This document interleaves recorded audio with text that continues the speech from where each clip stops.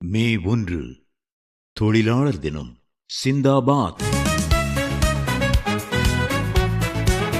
உங்களால் ஆனவரை எல்லோருடனும் சமாதானமாயிருங்கள். ரோமர் 12:18. கோரிக்கைகள் பலவுண்டு, கோடிக்கைகள் பலமுண்டு என்று முழங்கும் தொழிலாளர் பேரவை முதலாளிகளுக்கும் பெரும் சவால். தங்கம் சாதிக்காததை சங்கம் சாதிக்கும் என மார்தட்டும் தொழிற்சங்கங்கள் அதிகாரிகளுக்கு ஒரு சிம்ம சொப்பனம். உலகம் முழுவதும் இன்று பிரச்சனைகள் பெருகி வருகின்றன. பல்வேறு கோரிக்கைகளுக்காக மாணவர்கள், மருத்துவர்கள், ஆசிரியர்கள், அலுவலர்கள், தொழிலாளிகள் என பல தரப்பினரும் இன்று போராட்டங்கள் நடத்துகின்றனர்.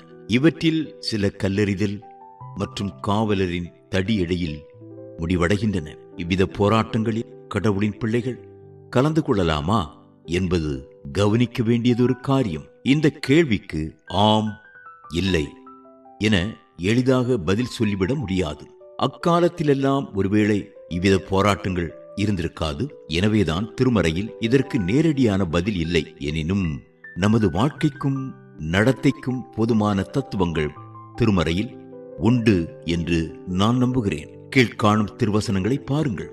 தலைவன் எவனும் அடிக்கிறவனும் சண்டை போடுகிறவனுமாயில்லாமல் பொறுமையாயிருக்க வேண்டும். 1 தீமோத்தேயு 3:2. குழப்பத்திற்கல்ல, சமாதானத்திற்கே கடவுள் காரணராயிருக்கிறார். 1 கொரிந்தியர் 14:33.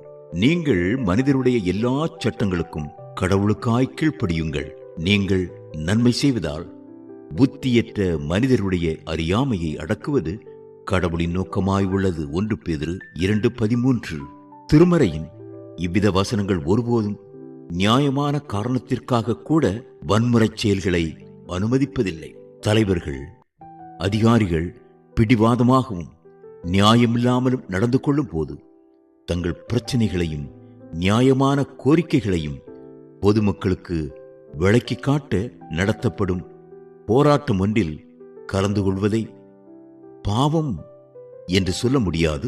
ஆனால் அதே சமயத்தில் அந்த போராட்டங்களில் கல்லெறிதல், திட்டுதல், வாகனங்களை கொளுத்துதல், பொருட்சேதம் விளைவித்தல் போன்ற செயல்கள் கண்டிக்கப்பட வேண்டியவை. இந்த போராட்ட நாட்களில் உங்களுக்கு ஓய்வு நேரம் அதிகம் இருக்குமாதலால் அதை நீதிவாசமாயிருக்கும் மோட்சத்தை குறித்து சக மாணவர் அல்லது உடன் அலுவலருடன் பேச வாய்ப்பாக பயன்படுத்திக் கொள்ளலாம். 2 பேதுரு 3:13.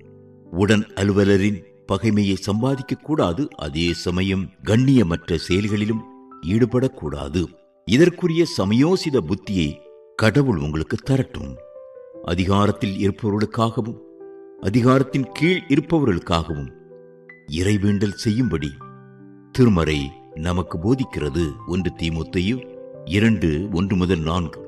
இதை நாம் இறையரசு இகத்தில் வரும் வரை செய்ய வேண்டும். விண்ணையும் மண்ணையும் ஆளுகிறவரே, எங்கள் நாட்டிலும் நாங்கள் பணிபுரியும் இடங்களிலும் உமக்கு அஞ்சி ஊழலின்றி பாரபட்சத்தை தவிர்த்து தன்னலமின்றி உழைக்கும் அதிகாரிகளை எங்களுக்கு தாரும்.